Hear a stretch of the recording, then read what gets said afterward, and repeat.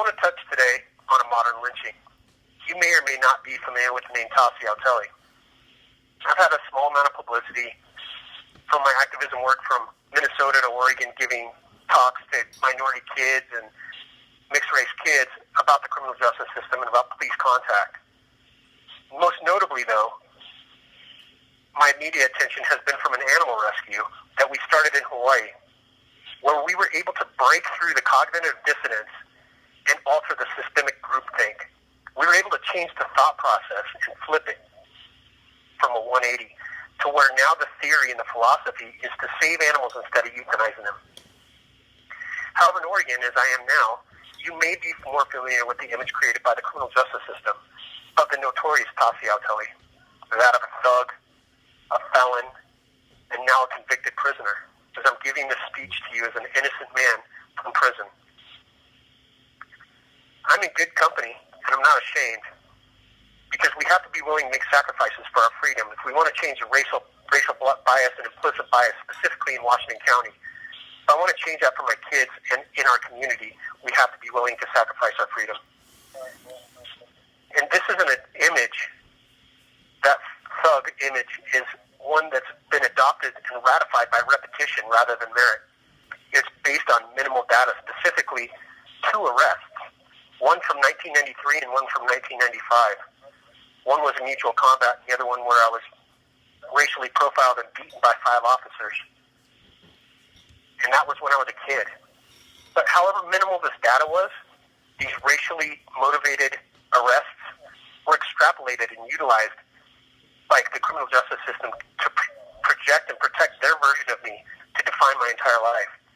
And they created a systemic label for me based on the previous arrests, where there is no forgiveness and no road to redemption, where I, 2.5 decades later, continue to be punished for those arrests by consistently and progressively being profiled.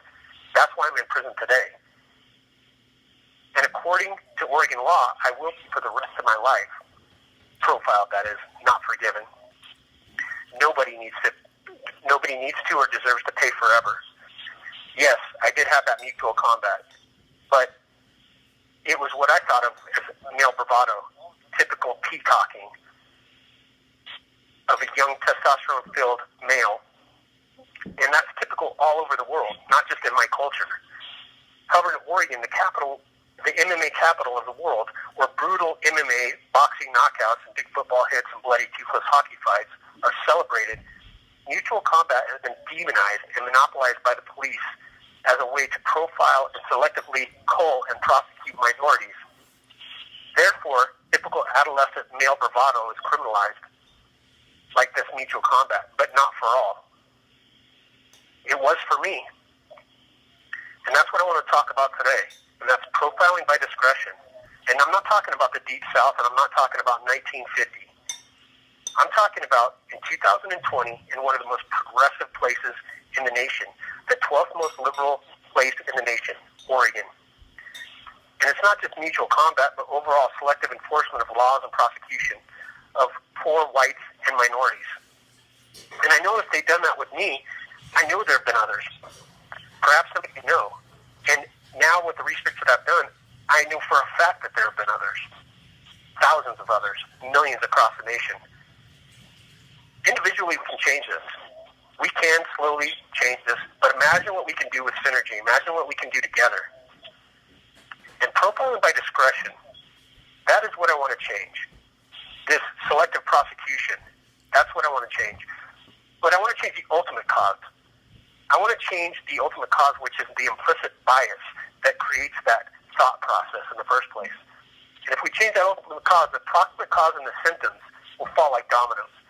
An example of the system, or an example of the symptom, would be a chokehold is a symptom. It's the escalation of a police contact with a minority. That's a symptom. And together we can change that groupthink mentality. So just a typical arrest for me was in 2012, I was walking in Hillsboro, Oregon. I was profiled and stopped, subsequently arrested, and I was prosecuted for over a year, or attempted for the attempted prosecution. This is for an assault that happened approximately 2 miles away. The point of this is that the entire time, the Washington County Prosecutor's Office had a video showing that I was in no way involved, that I wasn't even there at the fight. But they held on to that and still attempted to prosecute me. Fortunately for me, I have the courage and the tenacity to fight this injustice and these bullying tactics. And I demanded that video be produced. And when I did demand that video be produced, the case was ultimately dismissed, but not after the prosecution, the police walked in lockstep, and the judges also, to pressure me to take a plea. And I expect that from them because I've experienced that with them for 30 years.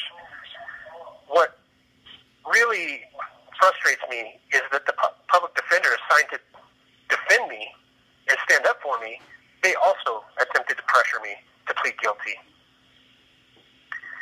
And so therefore, the selective enforcement, in conjunction with the pressure to plead, created an obstacle. It creates an obstacle any time that I have any kind of encounter with the police, where I must first overcome this presumption created by the criminal justice system, where I have this credibility deficit before I can even begin to defend against the current allegation or charge. I have to fight much harder just to get a fair shake. And it's basically a never-ending obstacle. It's a snowball effect. And it's not the single encounter that is in and of itself a devastating blow to our civil liberties. It's death by 1,000 paper cuts. It's the culmination of tiny infractions that have demonized me. And they're all based on meritless, racially motivated arrests. And this is the modern lynching. It's the culmination of profiling selective prosecutions that accumulate and create a lifetime of obstacles, hindering any potential of success or road to redemption, where the criminal justice system bases its justification for meritless arrests and prosecutions on the previous meritless arrests and prosecutions, where 0 plus 0 plus 0 somehow equal a value to them, where it creates that credit deficit. But for now, there's only time for broad strokes of this extremely complicated and technical issue. I could go on for 3 hours and not even scratch the surface. But I can say the facts and statistics are there to support my claims. Washington County boasts a 100% conviction rate on their website. That is more than North Korea or Nazi Germany. I mean, it's absolutely ridiculous to claim a perfect conviction record. And it's not just because everyone that they claim is guilty. It's because of the pressuring and bullying tactics they use.